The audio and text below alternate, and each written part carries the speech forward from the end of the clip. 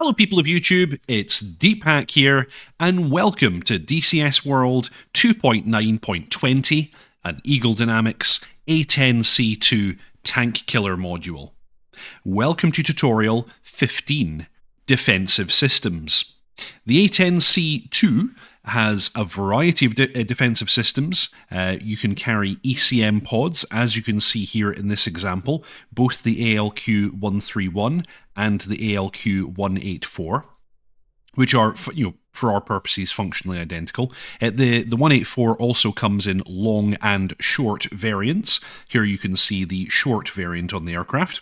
We, of course, have chaff and flare dispensers, and an RWR, an MWS, and an LWS. These all come together to form the CMS. So let's have a little bit of a talk about these different acronyms. CMS being the Countermeasures set, and it comprises the ECM pods, which is electronic countermeasures. These are used for self-defensive jamming. RWR is, of course, the radar warning receiver. There's a bunch of sensors across the aircraft which can detect radar emissions, classify them, and tell you what direction they came from. The MWS is the missile warning system. The aircraft has infrared cameras in the tail and on the wings, which can identify missile launches both on the ground and in the air, and notify the aircraft about them. And then you have the LWS, which is the laser warning system. Similarly, we have sensors that can detect lasers. This would generally be ground vehicles that are ranging on you, which would mean they're about to fire, and the system can also warn you about lasers as well. You interact with this system using two control panels, the CMSP and the CMSC. The CM in both of these is countermeasures, but the SP is the signal processor, which is the bigger of the two panels. It's located down here on the right console, and the CMSC is the set control panel, which is right up here front and center, and this gives you a bunch of information about current modes and such like.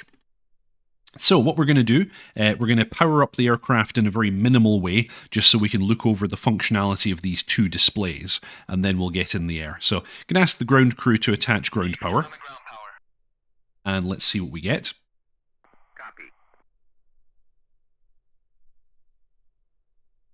Ground power is now on. Okay, we're now powered from a ground source, and I'll just turn on the inverter, although I don't think any of the systems we're going to interact with actually need the inverter, but let's have that on as well. So I've connected ground power and I've turned on the standby inverter. We now have basic power to the aircraft, and this is enough for us to make use of most of these displays. So master mode switch here, master CMS mode select. Currently it's in off. We have 5 positions here: off, standby, manual, semi, and automatic. If we bump it into standby, you'll note that the two displays now come to life. Standby is the minimum setting that you need to actually interact with the system. It allows you to program the system and interact with all the different mode settings. However, nothing will actually dispense in this mode.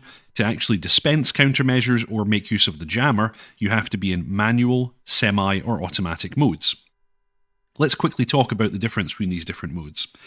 So in manual mode, you are responsible for categorizing the threat that you want to defend against.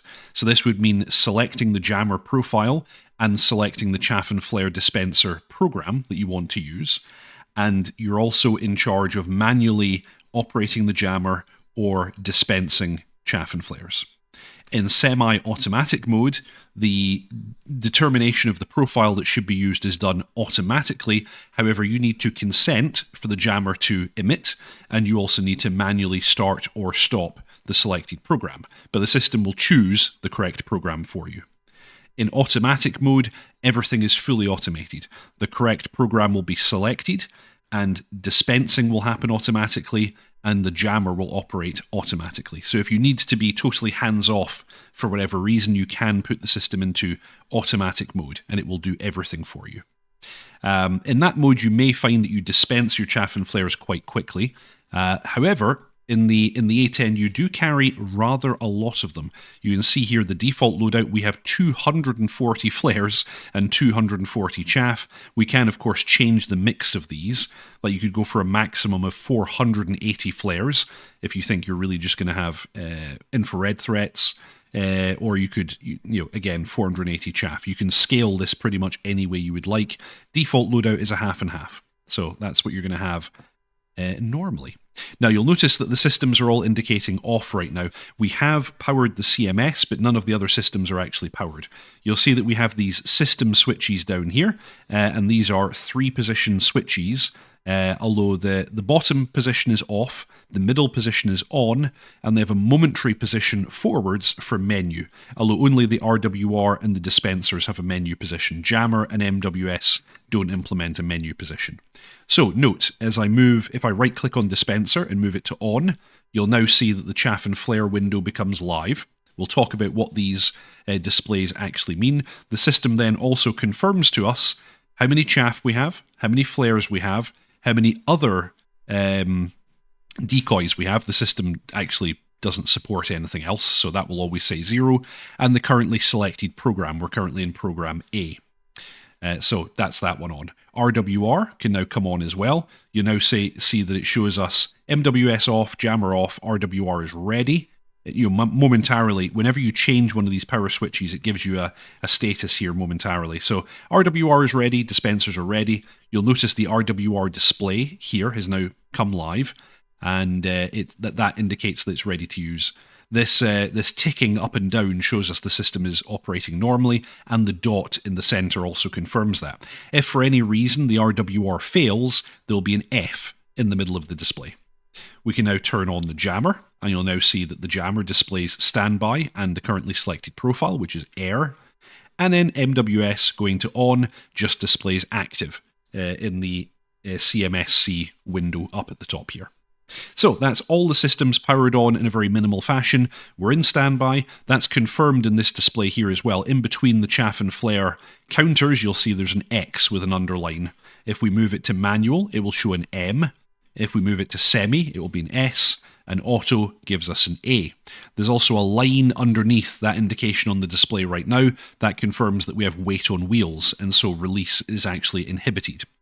Let's put the system back into standby for now.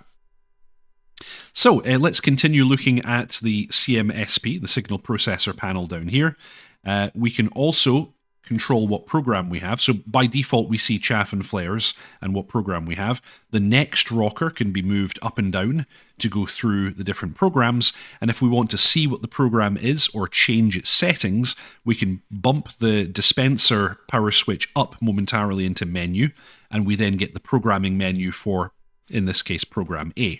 So we can see program A will dump 2 chaff with an interval of 1 second, and it will cycle 10 times. If I look up at the CMSP panel, that's confirmed we're in mode A, or sorry, program A in this case.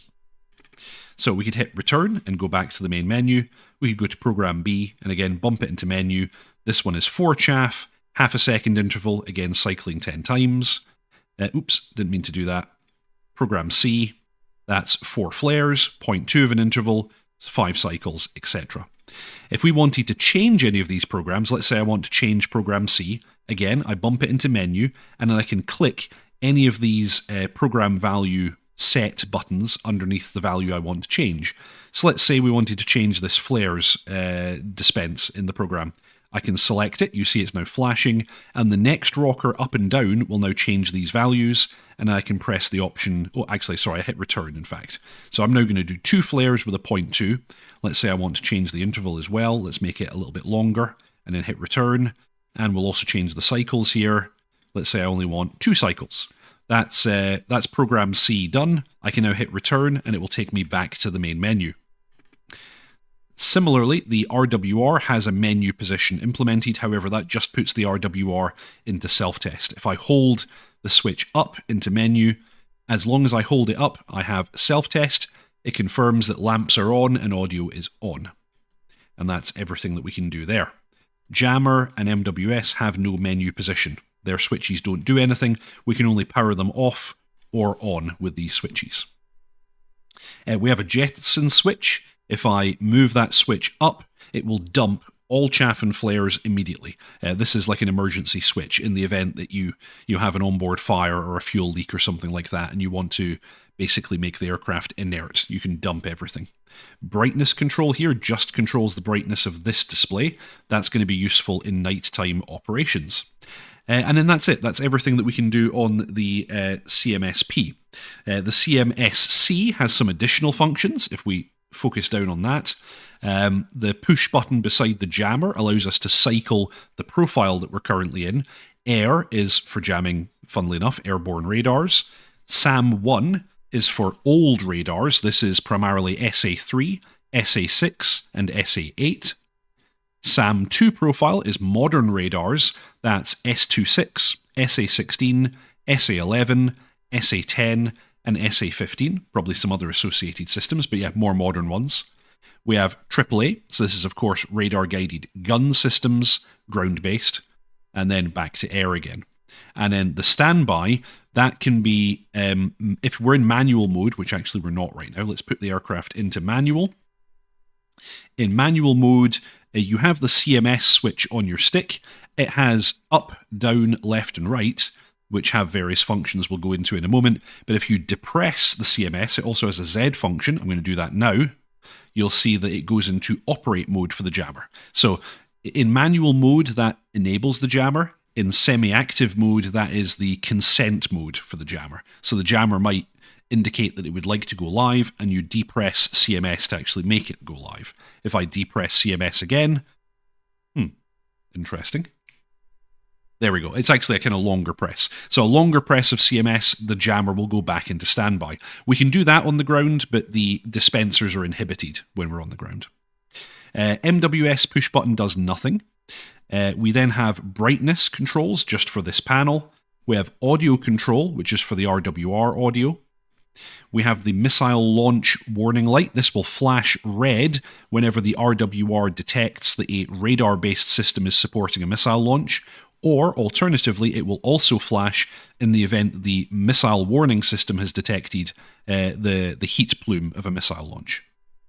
You have priority mode. So by default, the RWR will display up to 16 contacts. If we put it into priority mode, as indicated by this light being illuminated, we then only display the 5 highest priority contacts.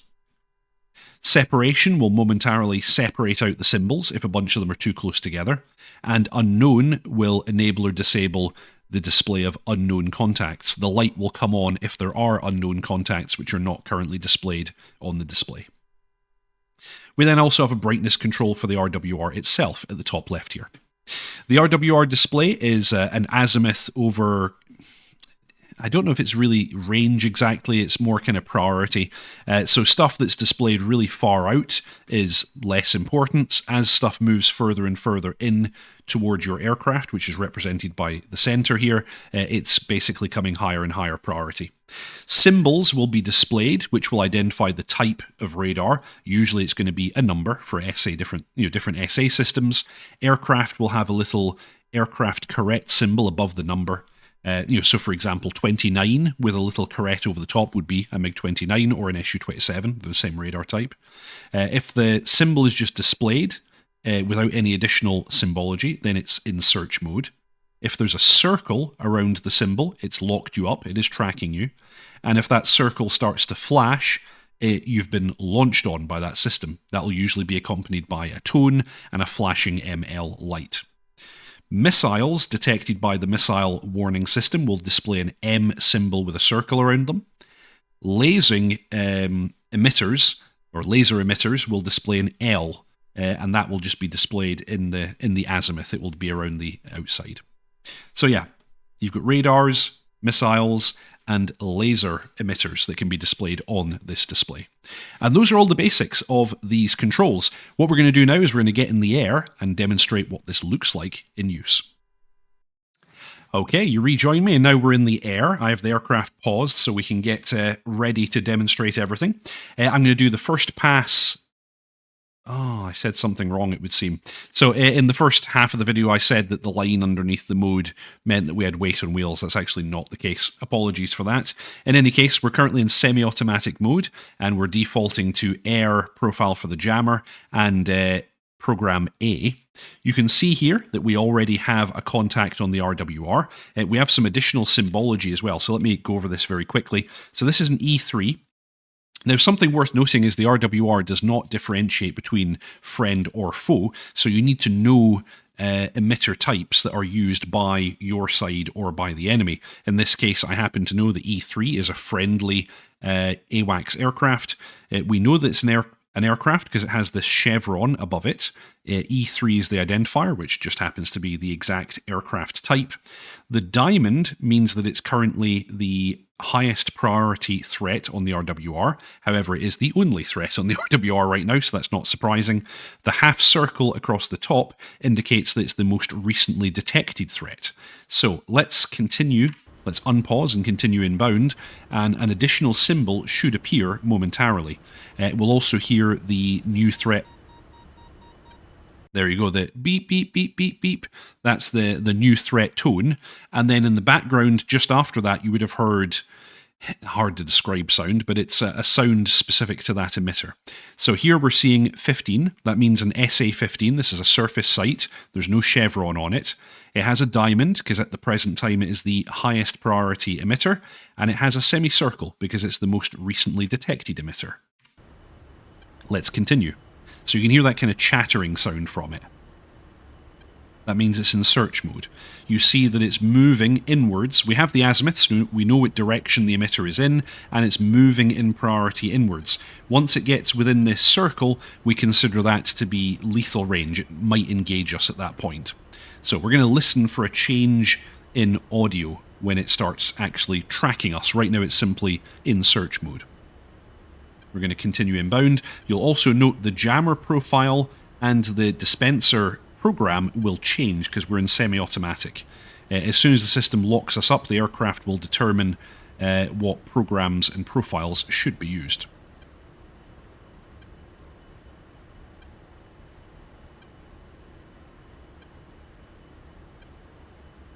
Just a moment now.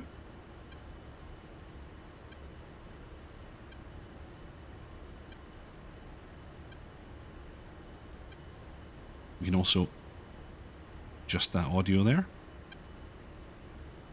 It's getting quite far into the circle now.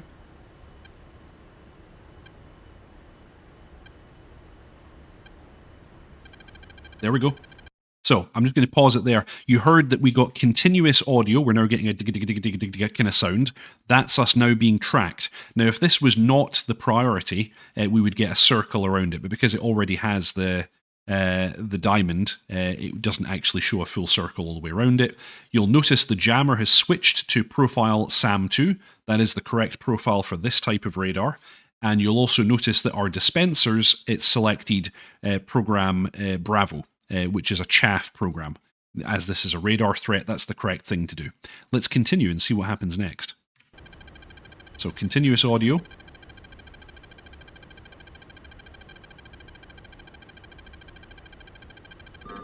There we go.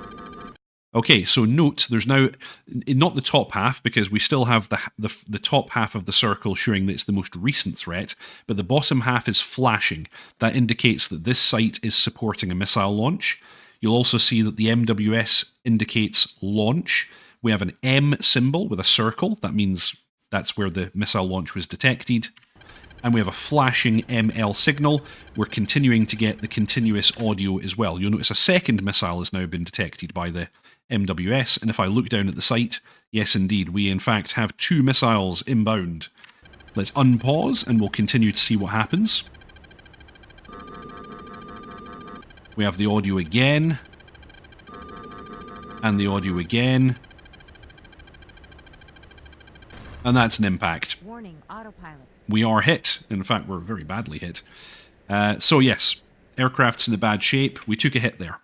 Alrighty, let me reset. That's kind of a demonstration of the full cycle of symbology and audio that you might get. I'm going to reset and then I'll show you how we can use the CMS hat to interact with the system as well. Okay, so the primary way that you're going to tend to operate the system is with the CMS, or the Countermeasures switch on your stick. This is a 4-position switch with a depress function, and some of the directions have short and long pushes as well. So for the purposes of this demonstration, I'm going to put the system into manual mode so that we have complete manual control of the system.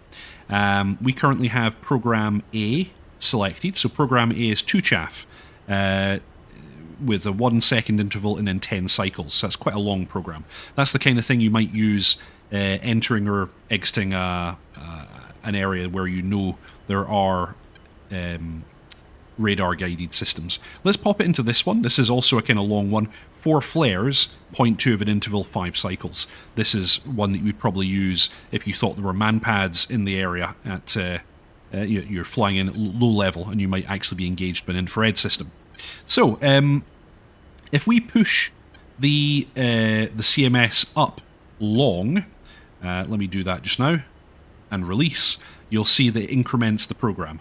If we push it down or aft long and release, it decrements the program.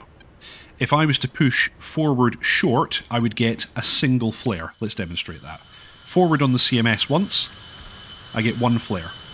Aft on the CMS short, I get 1 chaff. If I push the CMS to the left, either long or short, doesn't matter, I'm going to get 6 flares. I'll always get 6 flares by pushing CMS left. CMS right, similarly, will always give me 6 chaff. That is no matter what program I have selected. If I depress the CMS short, I'll run the currently selected program. That was actually much faster than I was expecting. If I long depress the CMS and release... Oh, that didn't work. Interesting. I was under the impression that should enable the ACM. For some reason, that's not actually working. That's what the manual says. The manual says long depress of the CMS enables or disables... Oh, actually, I hit the wrong button. There we go. Silly me. So long depress gets us the jammer. Long depress again puts it back into standby. A short press runs the program. And you saw the diamond there while it was running the program. Let's do that again. So that's running the program. Forward gives me 1 flare. Aft gives me 1 chaff. Left gives me 6 flares. Right gives me 6 chaff. And that's the whole thing. Oh yeah, and long up and down on the CMS, or fore and aft, will actually change the currently selected program. And that's all the functionality we have there. Okay, last thing that I'll do is I'll demonstrate approaching that target again, but this time we'll run the system in auto. Okay, so you find us inbound again. This time I'm going to put the system all the way over into fully automatic mode. And let's see what happens. Okay, the SA-15 has just been detected. You'll notice that the jammer profile and the dispenser program have not changed as yet. Nothing will happen until we actually get locked up. And at that stage, the system will go fully active. Now, as I said, in semi, it would also select the correct profiles, but it would then seek our consent to actually dispense or engage the jammer. Because we're in fully automatic this time, it will select the jammer profile, select the dispenser program, and it will both dispense and jam all at once. Let's see how much of a difference this makes against the SA-15. It's quite a modern system, so we'll see what its capabilities are like. So the system is just coming inside the inner ring now. We will probably get locked up fairly shortly. And yeah, just for reference, where is the system again? It's somewhere down here, as I recall.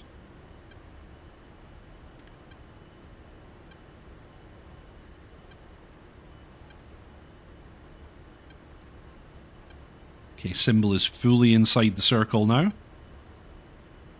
This will vary, of course, based on the skill level of the unit in question. There we go. Okay, so you can see the jammer is operating. Chaff is dumping.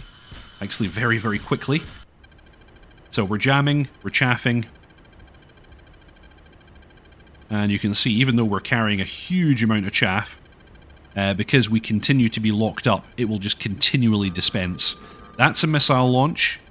Okay, we're now, it's got low warning, and now it's out. N/L means chaff is out. Nothing left. But we are continuing to jam. Let's see if that had any effect at all on these missiles.